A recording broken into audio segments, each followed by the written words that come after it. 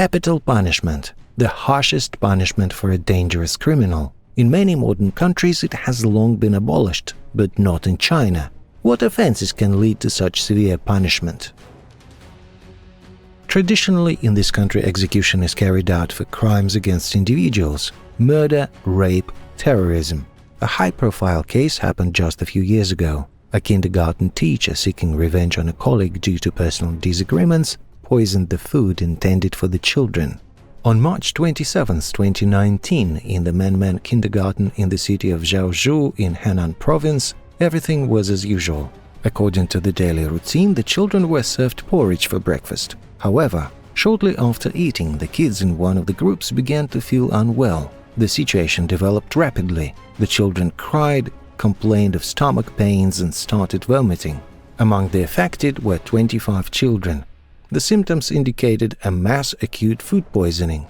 The administration promptly called in medical professionals, and law enforcement agencies initiated an investigation, initially suspecting staff negligence. However, experts concluded that someone had added a large dose of sodium nitrate to the porridge. Sodium nitrate is used in the food industry as a color enhancer and preservative, but in large amounts it has a toxic effect.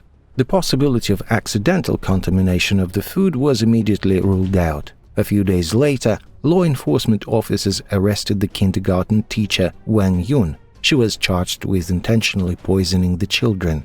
The investigation revealed that Wang Yun had quarreled a few days before the incident with her colleague Sun Mo over differences in pedagogical matters. Wang Yun believed that she could have the final say and decided to poison Sun Mo's students. On March 27th, she put her plan into action. Most of the children were saved by doctors. However, one of the pupils died months later due to the effects of poisoning. This largely determined Wang Yun's fate. On July 13, 2023, the sentence against the 39-year-old woman was executed. Capital punishment for women is actively applied in China. Primarily, it involves women who have committed murders involving minors with particular brutality, as well as women involved in drug smuggling.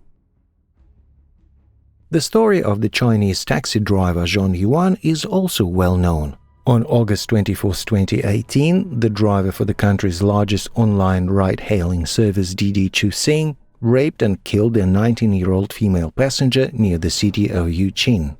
The murderer took her to a deserted area where, threatening her with a knife, he tied her hands and feet with prepared tape. Later, the man transferred 9,000 yuan, $1,285, from her mobile phone to his account, and then raped and killed her by slashing her throat with a knife.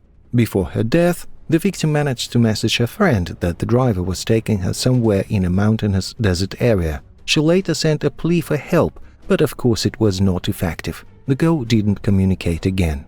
The man was quickly found and arrested. He immediately confessed to the crime and showed where he had hidden the body. He was executed on August 30, 2018. Before his death, he was allowed to meet with his relatives.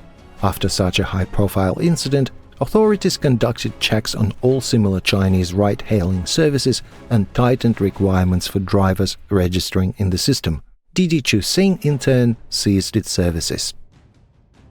Often, very young girls and children become victims of maniacs. For example, in addition to other things, China has a relatively high level of crimes related to pedophilia. Over the past years, no fewer than 7,000 such cases have been recorded. But the most high-profile and widespread crime occurred in 2015. At that time, a provincial school teacher was executed. He worked with elementary school students and, for a year, molested and raped no fewer than 26 girls aged 4 to 11.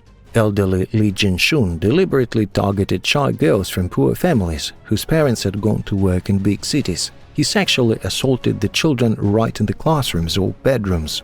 Unlike other cases of capital punishment, Chinese society unanimously supported the verdict this time. Some internet users even expressed regret that a regular execution was too humane a punishment for such a criminal. Nevertheless, Jinshun's death was more of an exception, as most pedophiles in China receive only lengthy prison sentences. For instance, there is the story of a Colombian teacher. A foreigner named Daniel worked in a private school in the city of Qingdao. According to the surveillance camera footage, the man approached the child. He entered a room where the children were sleeping and placed his hands under the blanket of a girl for about a minute. This happened when the Chinese caregiver had gone to the restroom. Daniel was arrested a few days later, but the sentence against him was not as severe. He received only a few years of imprisonment. On May 22, 2014, two vehicles at high speed crashed into a crowd of people in the administrative center of Xinjiang Uyghur Autonomous Region, the city of Urumqi. Was it a traffic accident? No, a planned terrorist act. One car exploded and from the other, an explosive device was thrown out. 39 people died as a result of this catastrophe, and another 90 were injured to varying degrees. In the same region, in October 2013, a jeep drove onto a bridge near the main entrance to the Gugon Museum complex and crashed into the barrier behind which pedestrians were walking. As a result of the accident, 7 people died and another 38 people were injured. The very first terrorist act took place on April 30th at a railway station. As a result, 3 people died and another 79 were injured. In total, due to the actions of terrorists during the entire existence of the criminal group, no fewer than 150 people have died and over 400 have been injured. The victims include both civilians and military personnel. Which group are we talking about? In addition to the title Han Chinese nationality, the Xinjiang Uyghur Autonomous Region is home to Uyghur Muslims. All of the mentioned terrorist acts were attributed to members and collaborators of the East Turkestan Islamic movement. The organization did not deny its involvement in these incidents. 13 people were executed in 2015. They were involved in 7 incidents that occurred in the region. Furthermore, Chinese authorities offered rewards for information about planned crimes. The fight for peace in this region is ongoing. However, in China, more often than not, people are executed not for crimes against individuals, but for drug trafficking. And if you think that this won't concern you as a foreign citizen, you are deeply mistaken. After all, it is necessary to abide by the laws of the country you're in.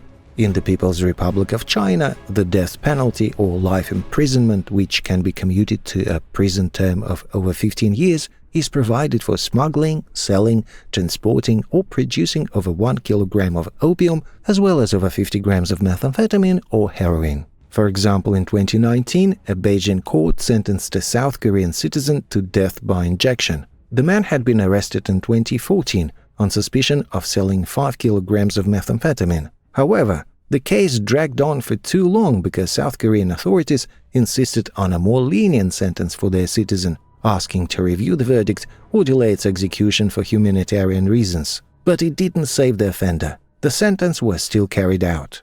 And this is already the 6th South Korean executed in China. One person received a death sentence in 2004 for murder, and the rest in 2001 and 2014 for drug trafficking. A high-profile case related to the same offense also occurred in 2014. At that time, a Canadian citizen, Lloyd Schellenberg, was captured by Chinese authorities for trafficking a particularly large amount of methamphetamine. He was found guilty of smuggling a total of 220 kilograms of this substance.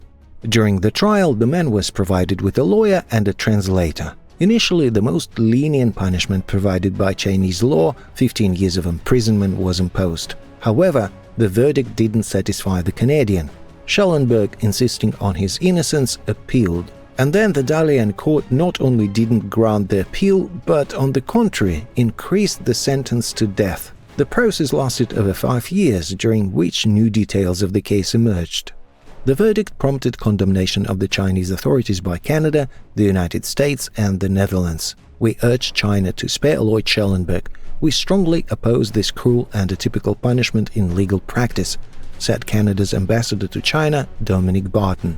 Canadian Prime Minister Justin Trudeau also spoke out. We are very concerned that China allows arbitrariness in imposing the death penalty, especially against a Canadian citizen. After the cases described earlier, one might get the impression that only foreigners are sentenced to the highest punishment for drug trafficking, but that is not the case at all. In 2017, a group engaged in the production and distribution of drugs on a large scale was busted by the Chinese police. All 7 members of the gang were Chinese citizens and received their sentences.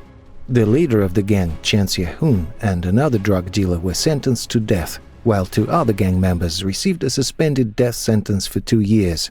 Typically, a suspended death sentence means exemption from execution. If the defendant doesn't commit another crime during this period, the death penalty can be commuted to life imprisonment or lesser term. The remaining gang members received various prison sentences ranging from 2 to 10 years of imprisonment. The gang mentioned in the Xinhua news agency article was involved in selling methamphetamine for 2 years, selling about 33 kilograms of the substance since May 2014. Thus, drug trafficking is one of the most common reasons for issuing a death sentence. Chinese authorities are strict when it comes to the production and distribution of prohibited substances within their territory. Execution, often public, is a way to show criminals the degree of responsibility for such activities. Chinese authorities are also actively combating corruption, considering it a major obstacle to achieving their development goals. A nationwide campaign called Fight Against Tigers and Flies was initiated in 2012 by the country's leader Xi Jinping. The program achieved impressive figures. In 2019 alone, over 254,000 officials were held accountable for corruption and disciplinary offenses. Let's talk about some of the most interesting cases. In 2009, former head of the Chengdu International Airport Li Peiyin was sentenced to death. From January 1995 to November 2003, Li served as an assistant to the CEO, president and general manager of Capital Airports Holding, as well as chairman of the Beijing Airport Board. He was found guilty for accepting bribes from related parties in exchange for assisting in organizing unauthorized investments and providing guarantees for bank loans. Li embezzled no less than 82.5 million yuan from the company between 2000 and 2003 due to his illegal activities. The Shandong court stated that the amount of money involved in Li's case was exceptionally large and caused significant economic damage to the country. However, despite returning all unlawfully obtained money to the state and requesting a review of the sentence, none of the courts, including the Supreme Court, opted to mitigate the punishment.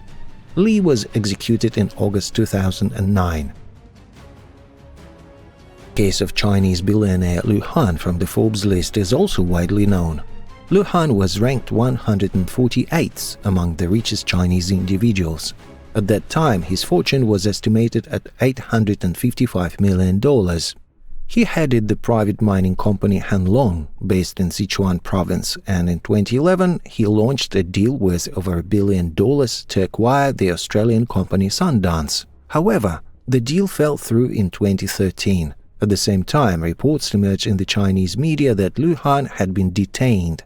Together with 3 accomplices, he was sentenced to death for organizing and leading a mafia group, as well as for murder and other crimes, illegal weapons possession, extortion, etc. Lû Hàn's gang consisted of 37 members in total. The prosecution alleged that Lû formed the gang back in 1993, and during the group's existence, its members committed a huge number of crimes, including 9 murders. According to law enforcement agencies, the gang took illegal control of several sectors of the local economy, earning enormous profits and seriously disrupting economic and social order. The billionaire behind bars admitted to pursuing an aggressive business strategy, but denied the charges against him, asserting that they were fabricated against him for political reasons. Lû Hàn met his death sentence with tears in his eyes.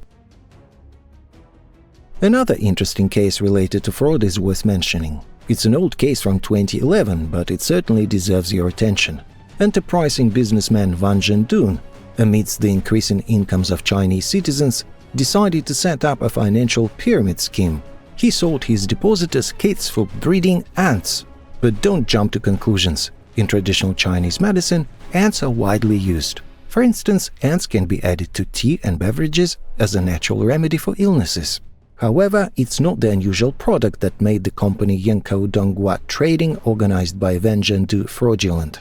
The issue was that the scheme concocted by the man exhibited all the characteristics of a financial pyramid. Naturally, only the earliest investors could profit from it, while others were left with ants.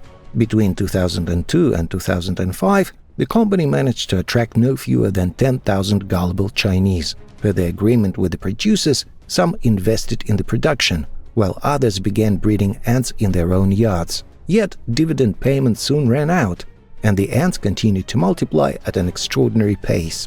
By the time the police intervened, it was already too late.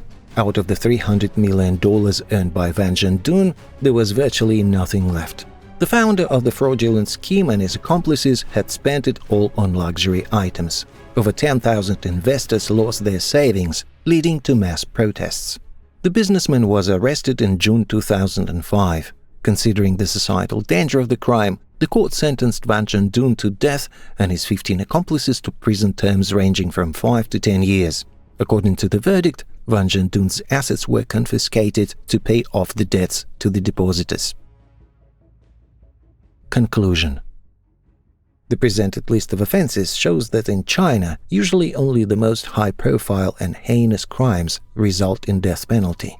Despite the fact that this punishment is still used in the land of the rising sun, the number of death sentences here decreases every year. What do you think? Should the death penalty be abolished worldwide? Thank you for watching.